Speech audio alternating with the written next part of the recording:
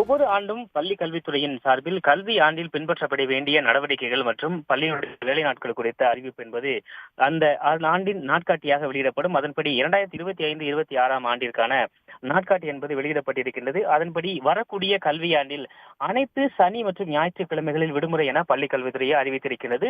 மொத்தமாக வேலை நாட்கள் 210 நாட்களாக இருக்கும் என்று அறிவித்திருந்தது. கடந்த ஆண்டு தாமதமாக பள்ளிகள் தொடங்கிய போது அதை ஈடு செய்வதற்காக பல சனிக்கிழமைகள் பள்ளிகள் நடத்தப்பட்ட நிலையில் இந்த முறை சனி மற்றும் ஞாயிற்றுக்கிழமைகள் அனைத்திலும் விடுமுறை என பள்ளிக் கல்வித்துறை தெரிவித்திருக்கின்றது.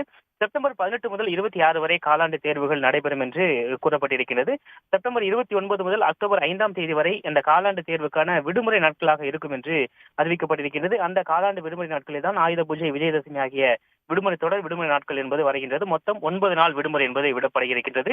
அதே போல வரக்கூடிய டிசம்பர் முதல் டிசம்பர் 15ஆம் தேதி முதல் 23ஆம் தேதி வரை அரையாண்டு தேர்வுகள் நடத்தப்படும் என்று பள்ளிக் கல்வித்துறை தெரிவித்திருக்கின்றது.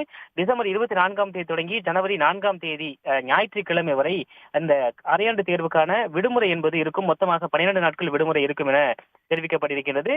ஜனவரி 14ஆம் தேதி அந்த பொங்கல் என்பது தொடர்ச்சியாக அதிலிருந்து மொத்தம் 5 நாட்கள், அதாவது 14 முதல் 18 வரை அந்த வார இறுதி வரை விடுமுறை, பொங்கல் விடுமுறையானது இருக்கும் என்று தெரிவிக்கப்பட்டிருக்கின்றது. அதே போல அடுத்த ஆண்டு ஏப்ரல் 10ஆம் தேதி முழு ஆண்டு தேர்வு என்பது 1 முதல் 9ஆம் வகுப்பு மாணவர்களுக்காக அந்த விடுமுறை அந்த தேர்வு என்பது தொடங்கும் என்று கூறப்பட்டிருக்கின்றது.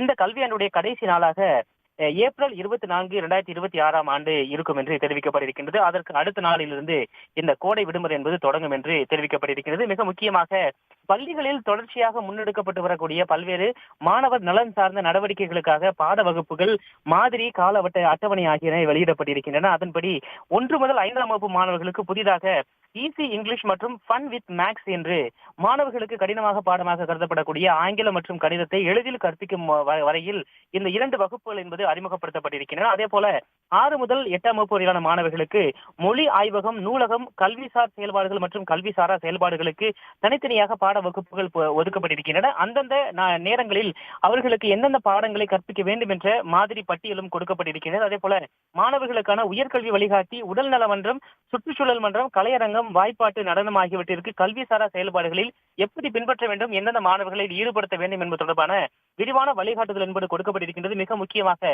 11 மற்றும் 12ஆம் வகுப்பு மாணவர்களுக்கு இந்த உயர்கல்வி வழிகாட்டியுடன் மனநல மற்றும் வாழ்வியல் திறன் ஆகியவற்றிற்கான வகுப்புகள் என்பது ஒதுக்கப்பட்டிருக்கின்றது.